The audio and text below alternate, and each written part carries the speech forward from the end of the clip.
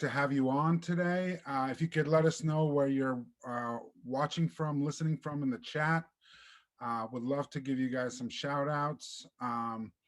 We are going to be having an excellent call today. We have Andy Levin, member of Congress from Michigan, that's going to be talking a little bit about the PRO Act. We had a lot of activity over the weekend on Saturday and Sunday in support of the PRO Act. I myself was out in Virginia, in Alexandria, outside of Senator Mark Warner's house, the richest senator, the richest member of Congress, actually, who is not supporting the PRO Act. So we were there delivering petitions to his home, asking him to become a co-sponsor. We were there with lots of different groups, DSA and some labor unions. Bob Mullenkamp, who's going to be joining us later today, was there as well. So we'll talk a little bit about that too. So again, if you're just joining us, we're doing the Monday night call tonight. We're going to have some special guests, Andy Levin, Bob Mullenkamp. We're going to hear from Daryl Richardson from Alabama, who was involved in the Amazon fight. We're going to hear from some Texas wins we had over the weekend, as well as some news from the party in California. So if you're watching, let us know where you're watching from in the chat, or if you're on the phone, press *3. If you have questions, and the operator will take down your questions, and we'll try to get to some of those in today's call. And if you're not already a member, please consider joining. Your monthly gift will help us keep fighting for progressive policies, do activities like the one we did outside of Senator Warner's office in support of the PRO Act, electing progressive champions like the folks that we're going to hear about from Texas later today, and building a more progressive party. And you'll hear about how some of that is happening in California from some of the folks that were involved in the Troublemakers Caucus. So if you can, click the link in the chat on Facebook and in the Zoom, and you can join us. So let's see who's here with us today. I see Maria from San Francisco's here. Nice to see you, Maria. I see Gail. Dan in Texas is joining us. I see Medea from Washington, D.C. Nice to see you. Jennifer from Massachusetts. So many people from all over the country joining us today. It's so awesome to see Alan with OR South Carolina. Good to see you, Alan. Susan from Detroit, one of our phone banking rock stars. How you doing, Susan? I see Carmen Hall from Florida. Eric from Boulder. We've got Al from St. Louis, Missouri. Naomi from Central Jersey. Mary Nelson in Chicagoland. But oh my God, I'm going to have a hard time pronouncing that. It's moving too fast. Sorry, Potawatomi. I don't think I got that right. We have Nadine in California in the Bay Area. Good to see you, Nadine. We have Victor in Somerville, Massachusetts. We have some folks from OR Medford, not too far from you, that are going to be talking a little bit about what they're up to tonight. We've got Bruce J. from Coral Springs, Florida, and Leisha from Brunswick, Ohio, Barry in Toledo, Ohio. We've got a big fight in Ohio in support of Nina Turner, but we're also going to hear from a candidate that's running for mayor of Cincinnati a little bit later in the call as well. So good to see you guys, Ohio representing. We've got some folks from PA, Pinky in Scranton. Good to see you. Mike Cranberry in Iowa City. Carberry, I'm sorry, not Cranberry. Waleed in Detroit. Good to see you, Waleed. So we're going to get started here in a few seconds. Again, if you're not already a member, please consider joining. You can help us continue electing progressives like the folks you're going to hear from tonight, fighting for progressive issues like the PRO Act, and helping us make the Democratic Party more progressive. And we're going to hear from our friends in California about how we're doing that. So now let me turn it over to our hosts, Mike and Marissa. Take it away. Hey, thank you so much, Paco. Hello, our Revolution Nation. Happy Monday evening. We are celebrating May Day. We had an awesome May Day, May 1st on Saturday. Here we are on May 3rd, ready to keep on organizing for worker justice and social justice in the international movement that May Day represents. Good evening. Again, my name is Mike Olis. I'm the National Field Director of Our Revolution. Been here now for 2 years as our field director, and have a long experience as a union organizer, a lot of years spent organizing unions in tough elections across the country, and saw the power of workers to come together. It also saw how hard it is for workers to come together in this country because the system is stacked and rigged against everyday people trying to come together and improve their workplace. So tonight's call, and really a lot of our focus this spring and past winter is about the PRO Act. The focus of tonight's call is about protecting the right to organize, or PRO Act. It is the most important legislation, labor legislation, that we can get through Congress since the Great Depression. This is Joe Biden's moment. Joe Biden said that if he got 50 co-sponsors, we would get it through the Senate. Obviously, there's the filibuster reform, and right now we're at 47 U.S. senators who have signed on to the PRO Act. So we just need a couple more, and that's why our work and our organizing is so important, so that we can really begin to transform how we can organize unions in this country. And whether we're fighting against income inequality, systemic racism, gender bias, all of these issues intersect with the labor movement and putting power back in the hands of workers. The rights of workers to form unions is necessary in the fight for racial, economic, and all forms of social justice. As we all know, for decades, power has shifted away from workers to their corporate bosses. Corporate power is at an all-time high, it feels like. And worker power, we're emerging, we're out there fighting, but we know we have a long way to go. Our labor laws have gotten trashed, they've gotten weakened, they're mocked by corporate power, and yet workers every day go to work, try to make a life for their family, and try to make their workplace better and safer. But our laws do not do enough to make that happen. It is critical for workers to have the right to organize and form a union. Workers need a voice and a seat at the table. We all know that having a strong union contract backed by strong union organizing helps close wage gaps and make sure workers are paid a fair and living wage, and that everybody has a shot at a good life. As unions have been wrecked in this country, have been weakened in this country, income inequality has skyrocketed. Between 1973 and 2013, we've become crazy productive, 74% more productive than we were in 1973. But wages have only increased by 9%. So what that means is that we are producing more and more value with our work and getting paid less, way less. So that is why the PRO Act is so important. The PRO Act passed the House of Representatives and Congress in March. There are now 3 U.S. senators who need to sign on to it before it can become the law of the land. Here at our revolution, we've been fighting for the PRO Act from the beginning. We've had a lot of rallies. We'll talk more about that here in just a second. But I want to kick it over to Marissa. Marissa, tell us, before we get started tonight, let's just go back and review what our revolution is about and how we are organizing in 2021 and beyond. Thanks, Mike. Hi, everyone. I'm Marissa. I am the National Membership Mobilization and Operations Director here at Our Revolution. And just before I get started, I just wanted to give a quick shout out to a couple folks that were on the phones that just said hi. Jeannie in California, Clem in Illinois, and Karen in Wisconsin. I think we also had Rick from Japan. That's awesome.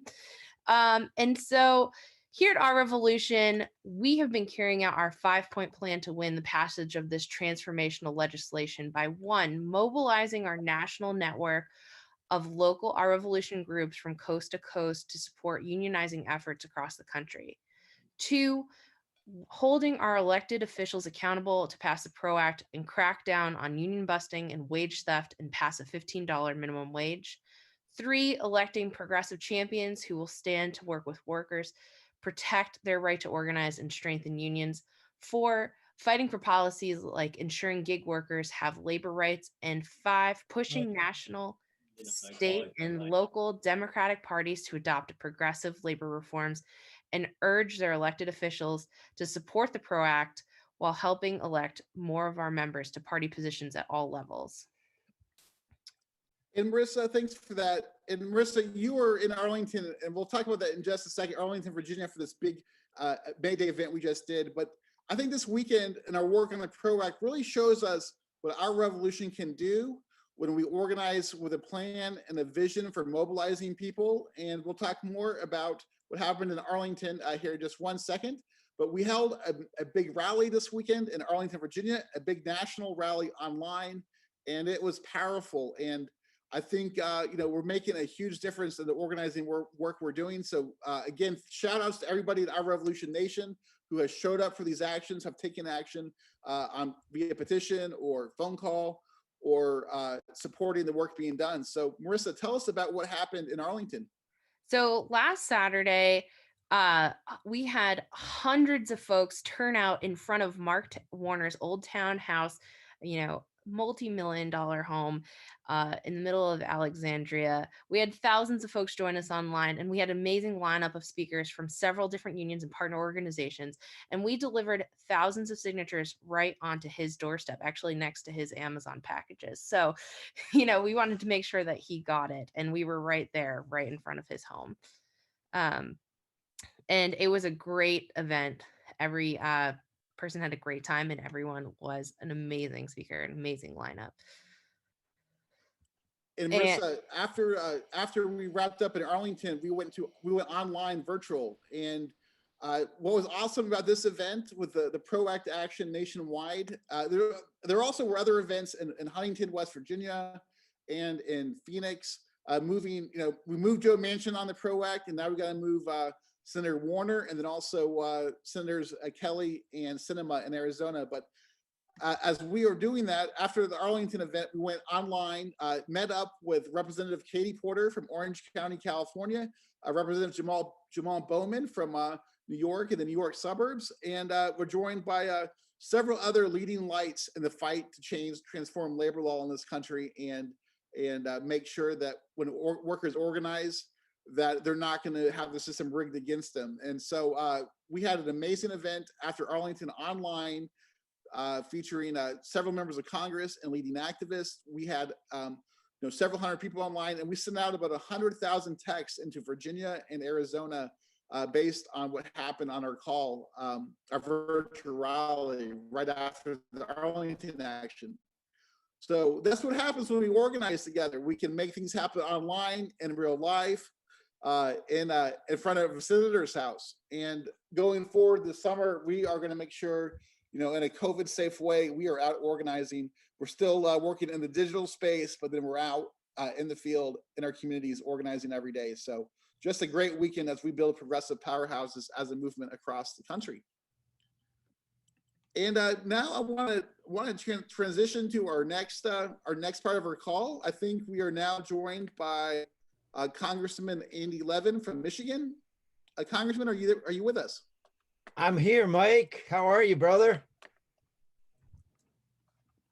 Can you hear me? I'm doing fantastic. I'm doing great, and I think, yep, we can hear you loud and clear. So Congressman, tell us what's going on in Congress with the PRO Act and the fight for worker justice here in this country. Well, you set it up good, Mike. I mean, we passed the PRO Act in the House, and it's got to pass in the Senate. There are 3 Democratic senators yet to become co-sponsors, the 3 that you mentioned. And even then, to pass it, we'd have to either get rid of the filibuster or radically reform it. So it's going to take a movement to pass this law. I mean, I've been doing this for 40 years. When I started helping workers organize when I was in college, then I went into SEIU and helped workers organize. And, in the Carter administration, they tried to pass labor law reform and were frustrated by the filibuster. President Clinton didn't even try it. He just had a blue ribbon commission, and President Obama tried it, and it died from a filibuster. We have got to just build really a national movement. And to me, that's what the Amazon campaign in Bessemer was about. It taught America and the world what employers do to workers just for trying to have their own organization, have a little seat at the table. So I salute whatever y'all are doing, do it 10 times more, because That's what we need to move the Senate and pass this law. It would be transformative, completely transformative. Hey, Congressman, I'm also a former SEIU organizer, and I've been through union fights where several workers got fired. The boss cheated every chance they could. We lost a couple close elections, won a couple close elections, but the boss always played dirty. What would this legislation mean for the right to organize a union in this country? And what's at risk if we don't get this passed this time around? So let's start with what's at risk. I mean, basically, we have the worst wealth and income inequality in 100 years. And there's absolutely no way to fix that unless workers have the freedom to form unions and bargain collectively. The only time we ever got to somewhat more of an equal society was in the decades after the Wagner Act was passed, the National Labor Relations Act in 1935. And, so we've got to do this. And it's not just generally a class thing. I mean, justice for women, justice for people of color. Black workers make much, a couple $100 more a week if they're in a union than not. Latinx workers, same deal. Women workers, same deal. So, we've got to get this done. And okay, the thing to understand about the PRO Act is basically it's bigger than any other labor law reform that's been proposed in years. Just to hit some of the highlights.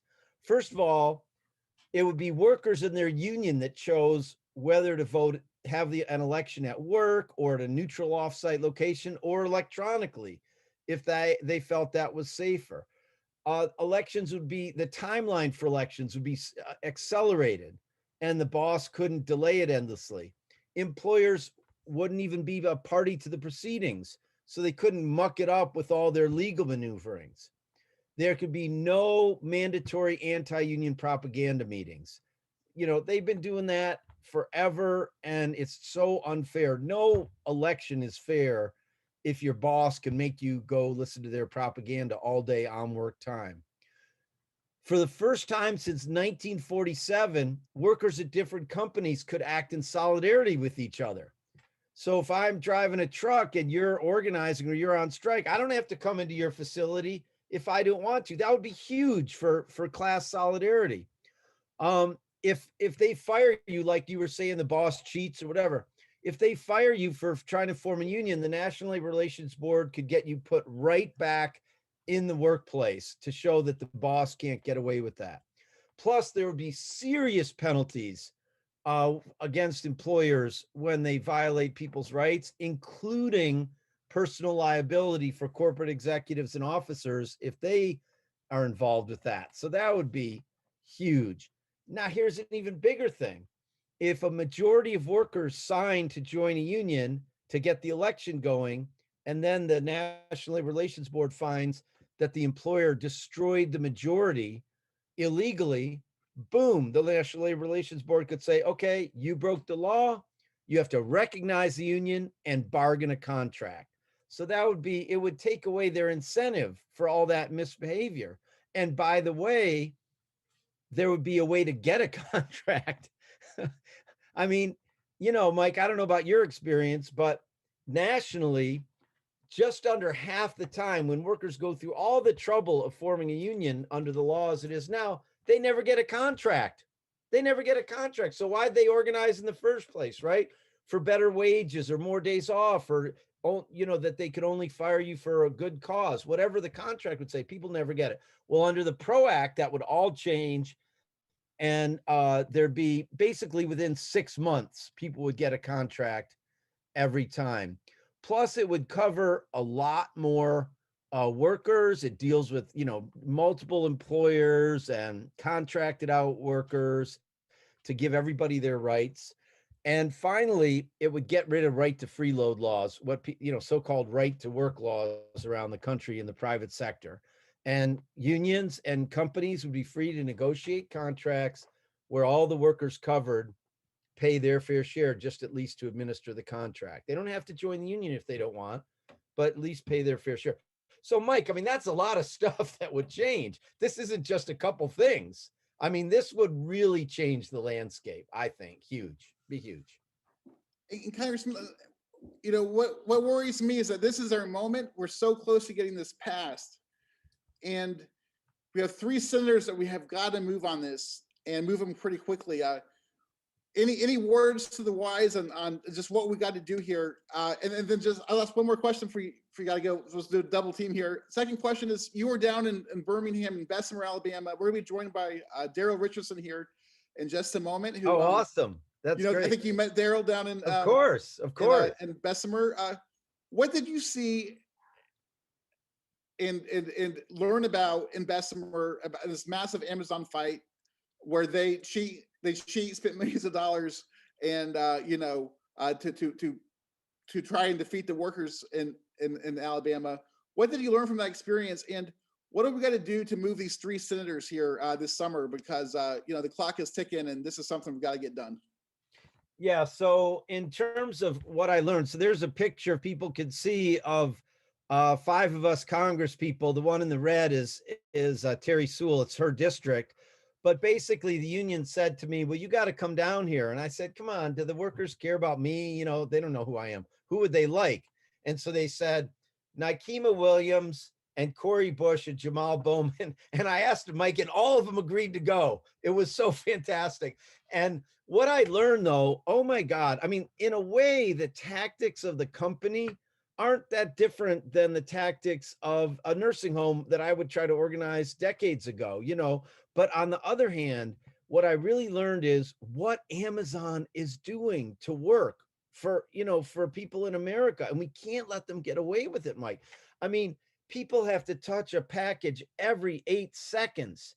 They get a half, you know, 2 half-hour breaks in a 10-hour shift. And that facility way behind that little poster is it's 14 football fields. So people might have to walk 10 minutes to their break. So do the arithmetic.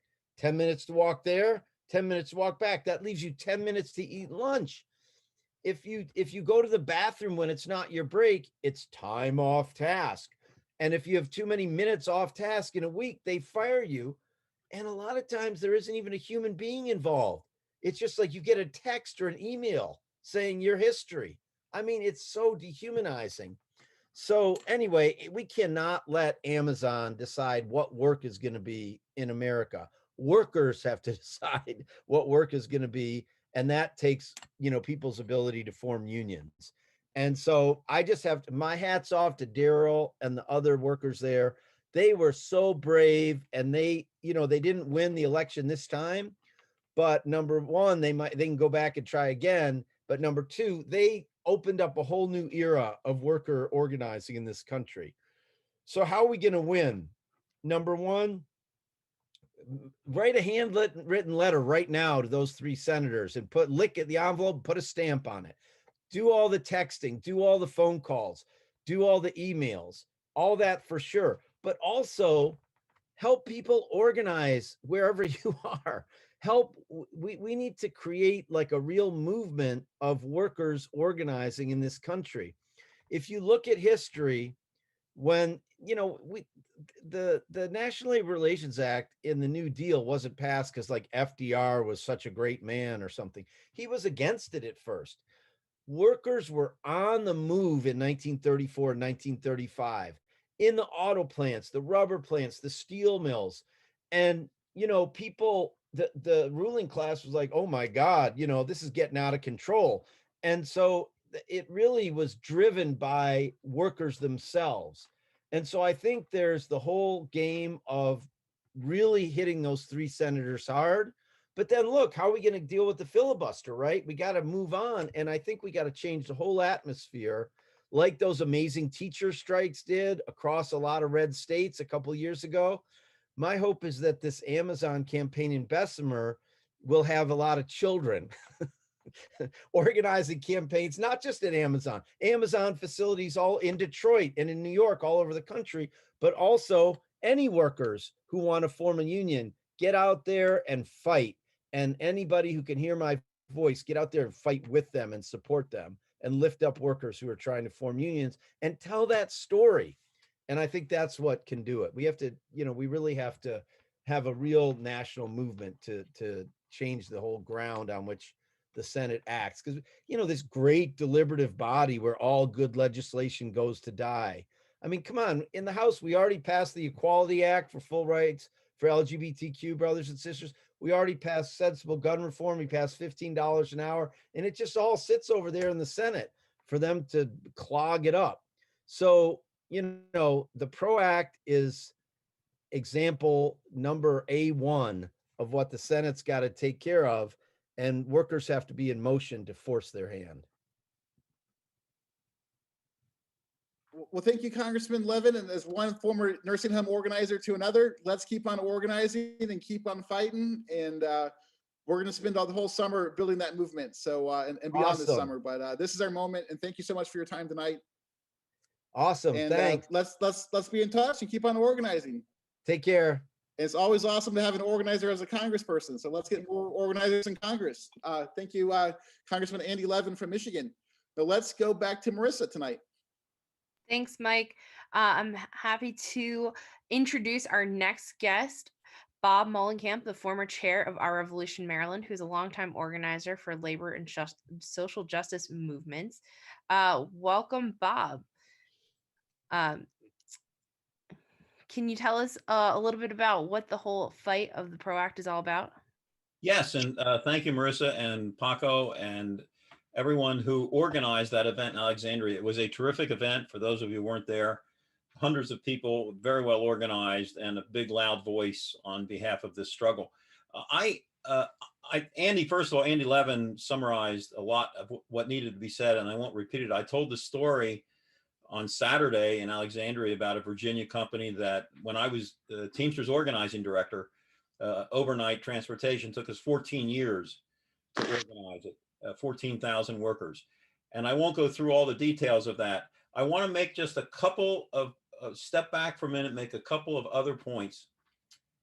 First of all, we have to be clear that what Amazon did is not the exception. It's the norm. It's what every employer in this country does when workers try to organize. It's the norm. A guy named Marty Levitt in the 1990s wrote a book called Confessions of a Union Buster.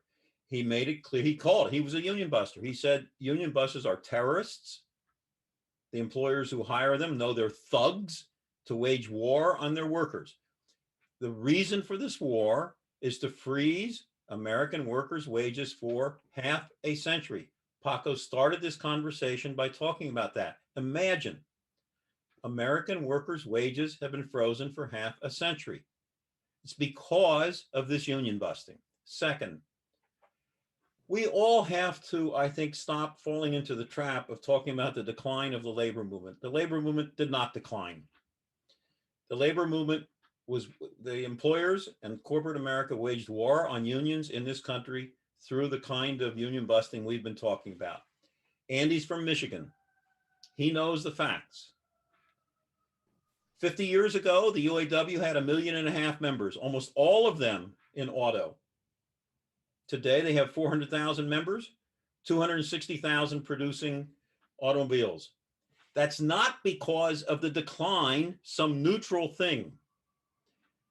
Foreign auto companies have come in here, 11 of them. They've built 21 plants. The UAW has organized those plants, and in every state, Mississippi, North Carolina, Tennessee, Ohio, you name it, every place they had a majority, union busting came in and broke the majority. So we have to stop talking about just the decline of the labor movement. We have to be clear that this is all part of corporate America's employers' design to weaken workers' power and freeze wages and benefits. Finally, this struggle is not really just about workers having the right to bargain over wages, hours, and benefits. When the Wagner Act, the National Labor Act, was passed in 1935, the preface made it clear what the act was about. It talked about the inequality of bargaining power, that the employers had united into corporations, and then those corporations had united into things like the Business Roundtable, United States Chamber of Commerce, and that there had to be a counter to that power in order for us to have a democracy. This fight, folks, is not just about, Andy summarized all the details about what the PRO Act would do. It's even more important than that. This is a struggle for democracy. You cannot have a democracy where one side, the corporate side, is organized with all their power, and there's no counter to that among workers. Every study has shown that workers who are in unions are better informed, more active in civic affairs, not just their union. They resist authoritarian and racist appeals. Elected officials pay attention to the density of union membership in their districts. No one in their right mind could argue that if we still had 20% membership like we did in the 1980s, in Michigan, Wisconsin, Ohio, and Pennsylvania, that Trump would have been elected. He wouldn't have been. We wouldn't have these close votes in the House and Senate today.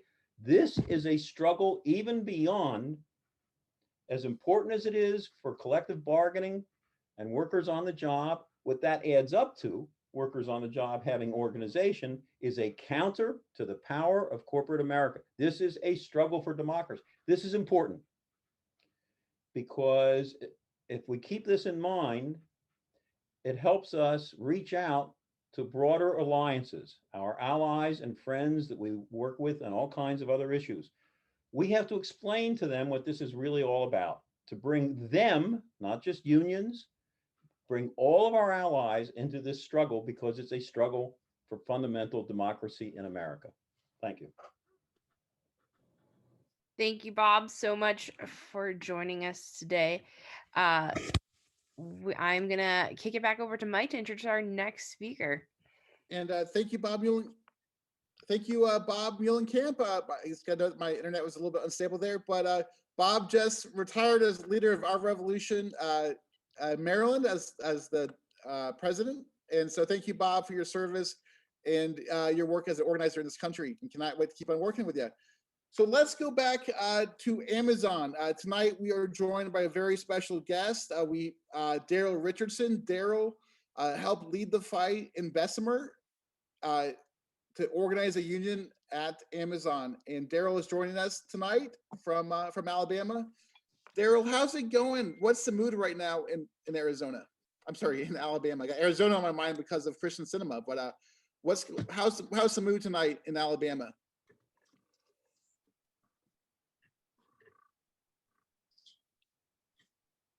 And Daryl, you're on mute. You can hear me now? Yep, got you loud and clear now. Okay.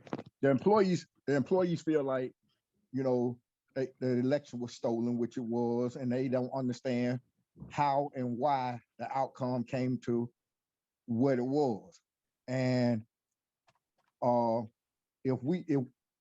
opinion, if we had the PRO Act, it would have came to a different outcome, because we wouldn't have had them anti-union mandatory means, and the young generation who didn't understand what the union can bring, didn't understand what the union was about. The company had us all day, every day, mandatory means to persuade them, to threaten them, to intimidate them, to throw flyers in their face, in the facility, in the bathrooms, and they just had them all day.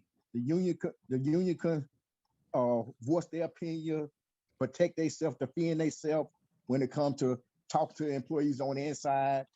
We couldn't do what we need to do when it comes to get to the people, because when we on our machine, we tied down. When we leave off a machine, like Andy said, we get TOT time. So everybody trying to keep their jobs, stay on the machine, so they're getting fired, getting doctored for no reason.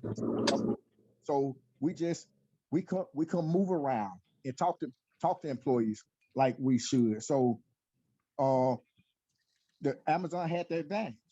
They, like I said, they cheated. In my opinion, if the labor board told them not to put that mailbox outside the facility, I feel like I feel like they should have just recognized the union point blank, even though they was told not to do that. They done it anyway.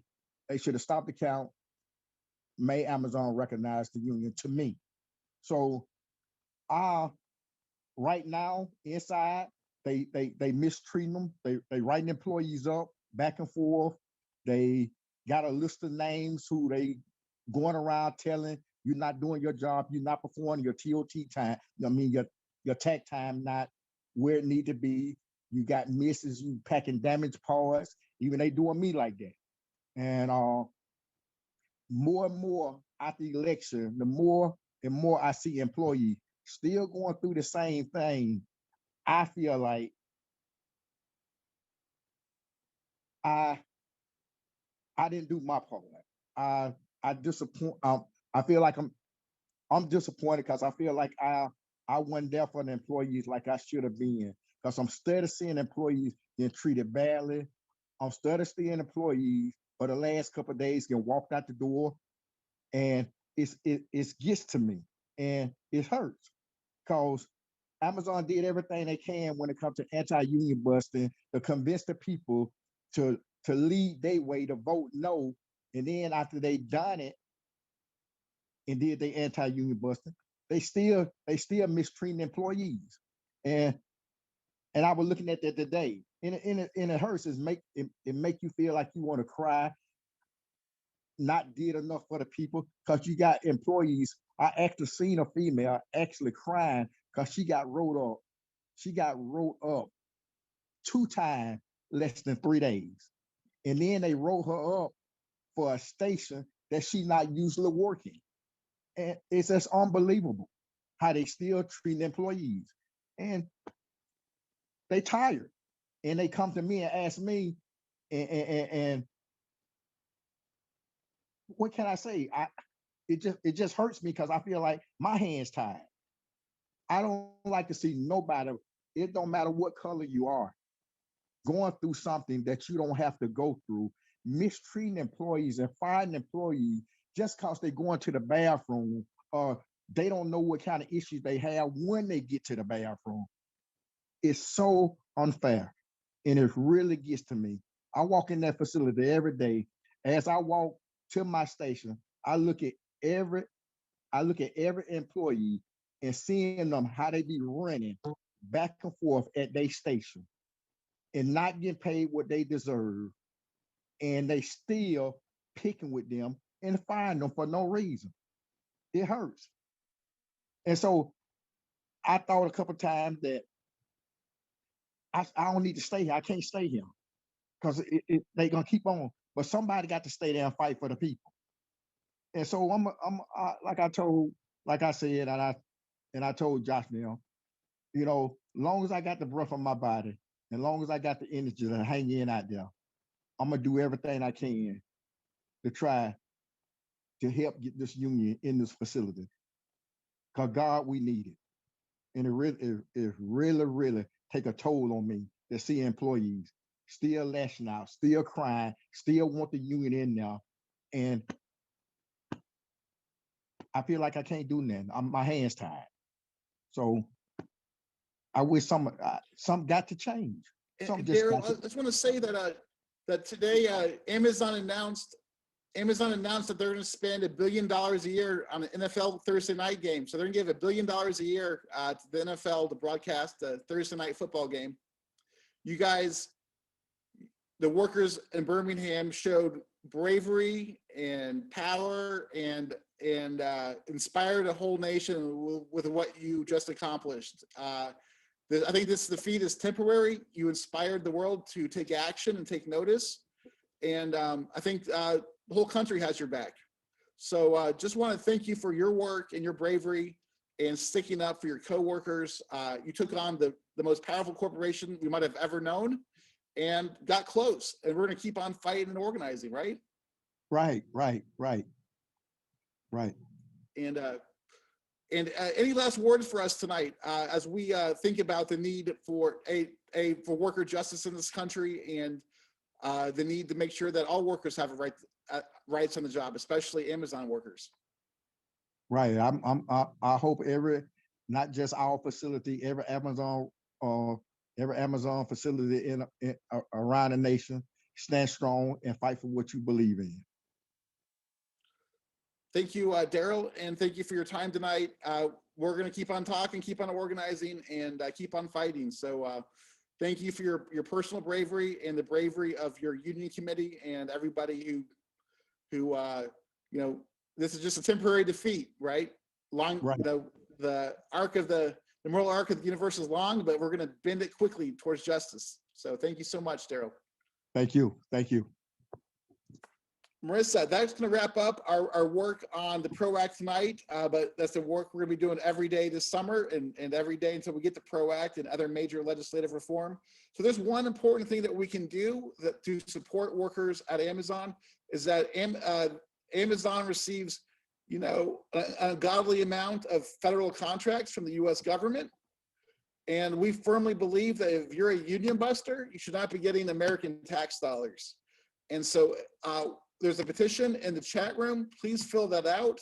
Let's make sure that President Biden knows that, we think there's a lot of ways to put pressure on Amazon, but one thing that we could do with a stroke of a pen, his executive order pen, is to say, you know what, if you're a union buster, you're not getting a tax dollar dime.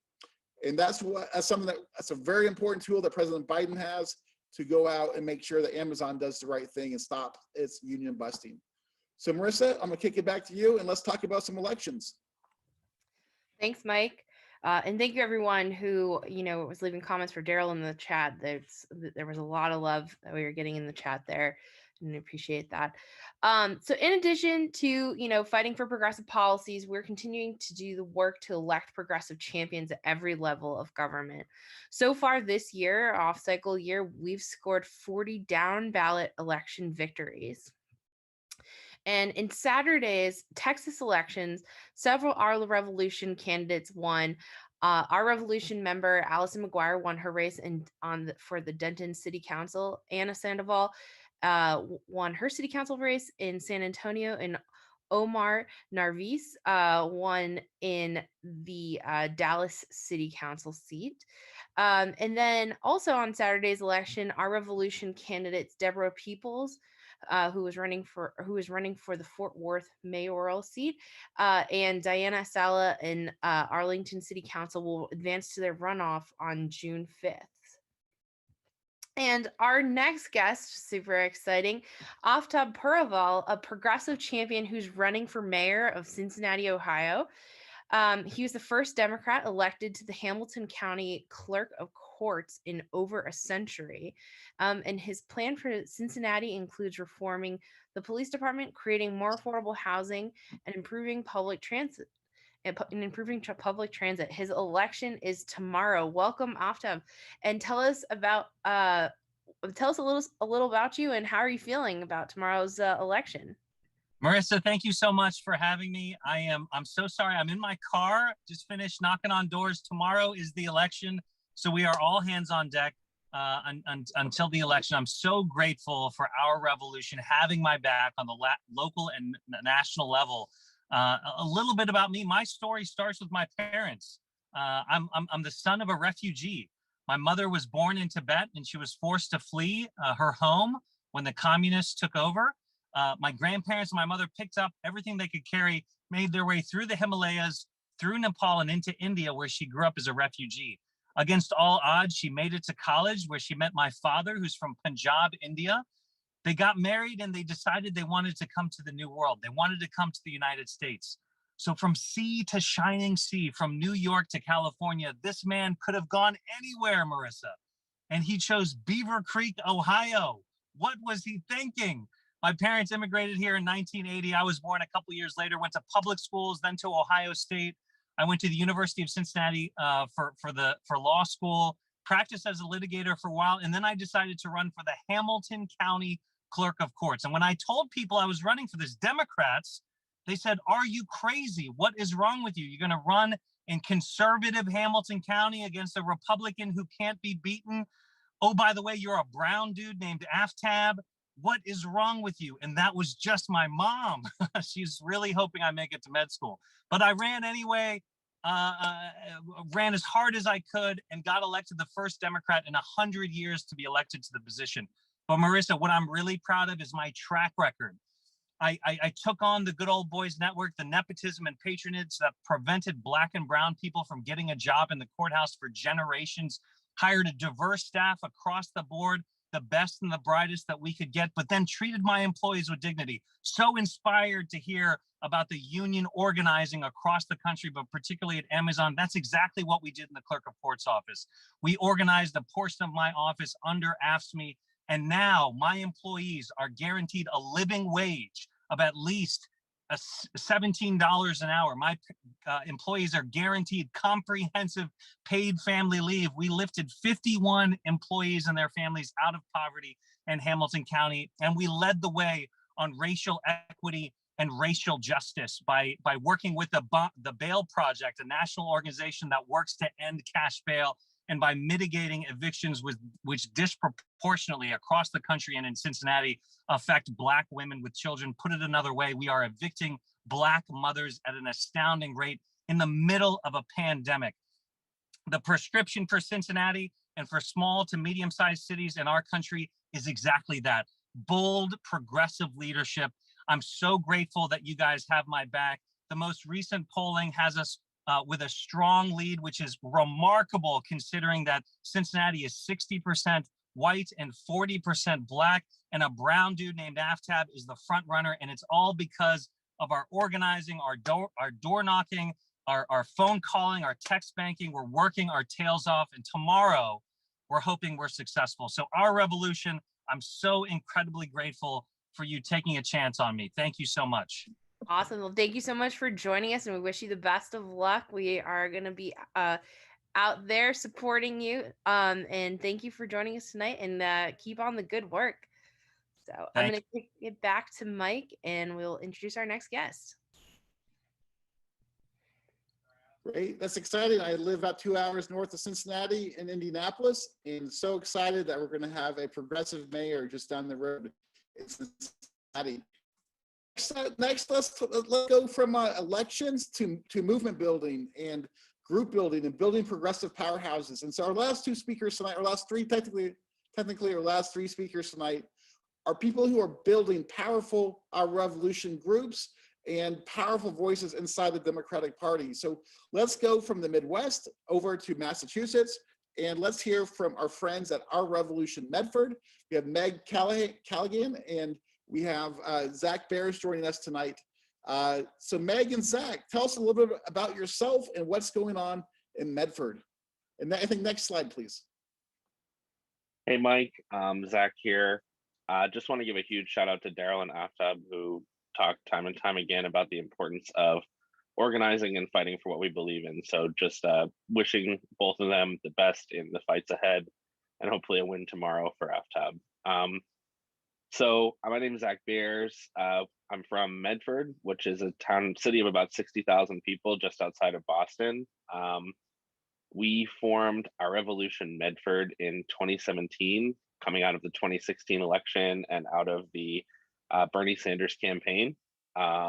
We really started just organizing directly around issues in our community, supporting unions, trying to hold large, institutions like Tufts University accountable to our community, and building progressive change. One of the first things we realized is that we were up against a right-wing, entrenched capitalist political machine in our community, and they had really controlled all of our city government for decades. We got involved in elections in our 2017 city elections, won a couple of seats on our school committee, which was really exciting, and then really dug in and significantly expanded our organizing over the next 2 years. We grew our group, to a couple hundred people, and we created something that we ended up calling the Medford People's Platform, which is really a set of shared values and policies that we want to see implemented in our city, in our community. We ran a coordinated campaign in 2019 with 7 candidates running, and actually 5 of us won. I'm one of the 2 city councilors who was elected, and we elected 3 school committee members.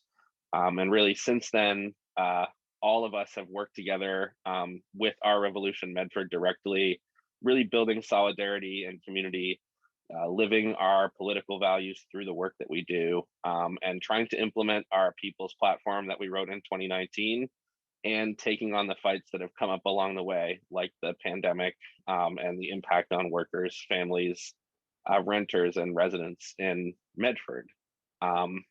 Since it's been almost 2 years somehow, we are now running for re-election, some of us, and trying to bring some new candidates on board with us for the 2021 city elections. And we created a new version of our Medford People's Platform for 2021. And I'm going to turn it over to Meg to talk about how we did that. Hi, everyone. My name is Meg Callahan, and I'm one of the new people that joined our revolution this past summer when Zach mentioned that 200 people kind of joined in. I was one of those people, as I was a new resident to Medford, and kind of quickly jumped into the deep end of the pool when it came to political organizing work in the city. And so in our revisions of the 2021 Medford's People's Platforms, or the revisions of the 2019, we wanted to make sure that we sought out community feedback and got input. And so virtually, the ways in which we did this was we created a simple Google form and had people kind of indicate things that they really still valued about the 2019 platform, and we asked people what they thought was most important moving forward in the 2021 platform. We then utilized our general meeting in February to kind of have a larger discussion as a group of members to talk about how can we move the needle slightly forward on certain things. And then we integrated all that data into the new People's Platform. And then intentionally right now we are asking progressive community groups in Medford to sign on to the platform with us, as well as just residents as large, as it really is a people's platform, not just for members of OR Medford or anything like that. But the big thing that we're using with the People's Platform is that we're really trying to use it to really center most of all of our work. And so we, with any of our current or kind of future issues, campaigns, or electoral endorsement work, we have inputted, or we have integrated questions that ask people to kind of state why they value the People's Platform or how their work aligns with the People's Platform. We stress the importance of the platform and how it matches our values in our orientation and our onboarding work. And then we drafted a community agreement that everyone has to kind of sign on and becoming a member. And in that agreement, we circle back to the People's Platform. So we're really kind of building all of our work around this People's Platform.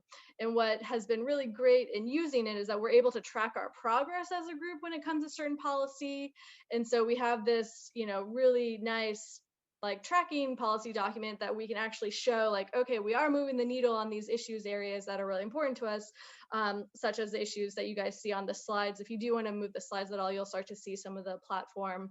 But it's a good way for us to just kind of track our own work and to really strategize around where we need to go and so forth. And so I'm really excited about how we'll continue to use the People's Platform to be strategic and to win victories. So, and Zach, I'll go back to you. And just one quick question, Meg and Zach. You've built an operation that has a chance to get a majority on city council. You have this progressive platform. What's the summer ahead look like so that when the primary hits in September, we got this in the bag?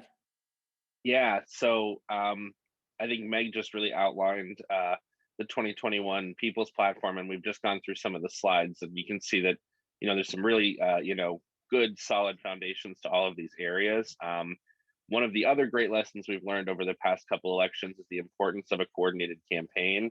So all of the candidates who are endorsed by our revolution, our Medford, are going to work together to work on hiring joint field staff, joint materials, and then we're going to have a really massive field campaign of bringing hopefully hundreds of volunteers out to canvass, phone bank, text bank, whatever other bank there possibly is for the candidates who are endorsed. And that's really the key. We have 40,000 registered voters in Medford, only about 13,000 vote in municipal elections. If we can just get that up to 14, 15, 16,000, then that is a lot of votes that would allow us to flip the election and win majorities and unseat some incumbents who are currently on our city council and school committee. So we have a plan that we started last fall that we're running right through November to endorse great candidates, have a strong platform, and make sure that we talk to enough voters to win. Meg, do you want to add anything to that? You guys have built a powerhouse in Medford. You cannot wait to see the work you guys accomplish. No, I think Zach summed it up. I'm just excited to get on the ground and start moving. Well, thank you, Our Revolution Medford. And this is a group of, Our Revolution, we have our HQ, we have the national network, we have state networks, and we have local groups, right? So this is what happens when we come together with a plan to organize in our communities. So cannot wait for the road ahead with Our Revolution Medford. Next door, there's Our Revolution Somerville. A lot of great groups in Massachusetts that are organizing and building real community power. And when we talk about community power, let's go to California for our last speaker of the night, another progressive powerhouse. We are joined by Fatima Iqbal Zubar, who is now an official troublemaker. Tell us, Fatima, about what just happened in California over the weekend. Yeah, I would love to. Thank you, Mike. What an inspiring call. And so, yeah, my name is Fatima Iqbal Zubair. I'm a teacher. I was a unionized teacher. So shout out to any teachers here. Our Revolution Long Beach member. I'm a mom to a son with special needs and an immigrant. Yeah. So what happened this weekend is, I'm a delegate in the California Democratic Party. So a lot of times we talk about this inside out strategy. Unfortunately, we have just these two political parties. And so that's something that really exciting that happened in California this past weekend. And so, I'm a delegate to the party. I'm the executive board member for my district. And so what I was really inspired by in this call was, the talk about workers' rights. And, in California, a lot of folks think about us as this progressive beacon, but really we have the most wealth. We have probably so many corporations in the state, the most billionaires, but we have the largest wealth and income inequality. And so we are not treating our workers really fairly here. And so that's what my remarks are going to really be about is, what the people in California really want, because we actually, voted for Bernie Sanders versus what we have in our representation. So what was really exciting was, this past weekend, I was on a slate called the Troublemakers. We were running for the board of the Progressive Caucus, and we all won. And, we had a lot of forces kind of against us, because this is a caucus that was kind of almost disbanded from the California Democratic Party because they were causing a little too much trouble, but in my mind, that's a good thing, right? And so we are the largest caucus in the party. It really attests to our people power. With this past election, we were able to bring in a lot of new members into the caucus. And that's really, I think, why we won by large margins. And so I'm really proud of our slate, proud of what the caucus has done, pushing the party to get money out of politics, pushing the party to get rid of the corporate influence. And I'm really excited for what I'm going to do with the new board that I'm on. And so shout out to the Troublemakers slate. A shout out to my friend, Ben Houck, who is my fellow Southern California Vice Chair along with myself. So something I really wanted to talk about was also what we did in this convention, right? So we had the California Democratic Party convention, and it's a very kind of a bourgeoisie sort of event. But the inspiring part is we have these delegates that are a lot of us are elected by the people, and so we're able to vote to endorse certain things. And so what we endorsed was AB 1400. We endorsed single payer healthcare, which is a bill that's in the legislature. We endorsed AB 20, which is about limiting corporate contributions. We endorsed SB 467, which is about, neighborhood drilling and really forming a buffer zone. So and that's just a few of the bills we endorsed, right? We endorsed this whole host of progressive bills. So that was the delegates that voted to endorse it. What's now really disheartening, though, is that our legislature, killed some of these bills, right? So it really shows that, we have a state that went for Bernie Sanders. We have the people, the delegates that were elected by the people that voted, right, for these bills that the party should endorse it. But we have a legislature that are killing these bills, right, in the committees, and are just not passing them. And I think that's the disconnect we're seeing. And what the Troublemaker slate is really trying to fight against is that, right?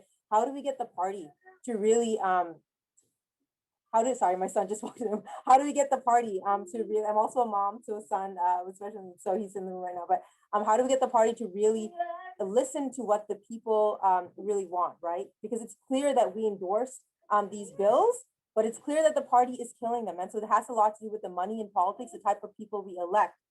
And one thing I really wanted to say that's really important is we also passed a resolution that would urge our governor to apply for a Medicare for All waiver, right? This is the way we can really fund single payer, a large part of single payer in a statewide operation. We also passed a resolution to cancel student debt, right? Which is really important as well. So again, we just have to get our elected officials in the state, Biden to really be in line with what Californians really want. I know I have a couple of minutes left, so I'll talk a little bit about, my candidacy as well. Part of the reason I wanted to run, right, was because of the working class, because of communities of color. I worked as a teacher in Watts, very low income community. And I saw that we didn't have basic rights like, clean drinking water. We didn't have access to good education. We didn't have, I saw my students being displaced, because of the gentrification that was happening. And that's really why I ran. And that's why I got involved in Progressive Caucus. That's why I wanted to become a delegate. One thing that was really exciting is in my race for delegate, when I ran, we were able to unseat almost all the incumbent delegates. Many of them were, my opponents, staffers, former city council people that were just kind of there. And we were able to elect, college students, environmental advocates, civil rights advocates on a slate called the People's Voice slate. So I encourage you, I'll put some links in the chat. I see some people drop links. I'm running for assembly this cycle in 2022. Last cycle I ran in 2020. I was endorsed by Senator Bernie Sanders, by Our Revolution National, by Sierra Club, by a lot of progressive, powerhouses. Was really honored to build a movement, excited to grow this movement. And my movement is not just for my district, it's for all of California. I really want to create a space where we can have more candidates like myself get elected, get the money out of politics, get publicly financed elections, get ranked choice voting, expand voting access, so we can get more good candidates in office so that we can really get the platform that the people want, right? We want a Bernie Sanders, Our Revolution type platform. This weekend, the people showed it, but now the party just has to meet that and really make sure that we answer to what the people in California want. So thank you so much. I hope you can support our caucus. I hope you can support my campaign. Just follow us in California. There's some good things on the horizon. We just have to, organize, and organizing is key, Mike. We just have to really organize, because that's how I won my slate of state delegates. That's how the troublemakers won, right? And that's how we're getting these great delegates in that are really fighting for these issues. But we have to really organize now to get the sort of legislators in the state legislature that will really meet the challenge of listening to the people. And that means we got to get, Our Revolution endorsed candidates winning. We have to get people-centered candidates winning. Thank you so much, Fatima. Amazing work in California. Like you said, this California Democratic Party, the second largest party in the country, has the largest progressive caucus run by Our Revolution members and supporters. And they blew out. They tried to rig the system a little bit, but this troublemaker said, no, let's go out and organize. And the largest state Democratic Party, the California Democratic Party, now supports CalCare, state form, and Medicare for all nationwide. So thank you so much for your organizing, Fatima. And let's go ahead and wrap this call up. I'm going to kick it to Marissa. And one thing we did not do tonight is say, become a movement builder, become a $5 a month member of Our Revolution or more. But Marissa, I'll let you talk more and let you finish this out. So thanks, Mike. So Our Revolution organizers were making calls on behalf of our 2021 membership drive. You can help us recruit more movement builders. You can become a movement builder member. The link is in the chat.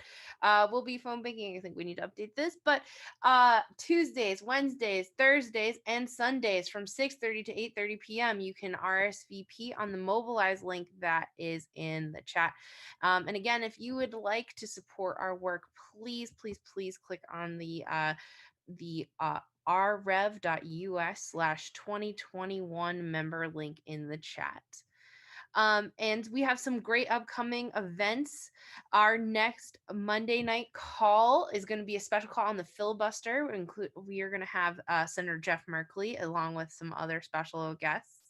And this Saturday, Our Revolution South Carolina will host a healthcare forum with single-payer advocate Wendell Potter and student activist Ian O'Connor to discuss Medicare for All and how South Carolina's refusal to expand Medicaid is harming residents of the state. And a week from tomorrow, our Illinois Revolution will host 2 progressive champions in Congress, Marie Newman and Chuy Garcia. It's a call that you will not want to miss. And again, thank you everyone for joining us tonight. And a special thanks to our volunteers and donors and to everyone who has signed up to become a sustaining member, movement builder member. We can't do this work without you. And before we sign off, we like to do our chant. So when we organize, We win. we win. When we organize, We We win. win. awesome. Well, thank you everyone. And we'll hope to see you next week.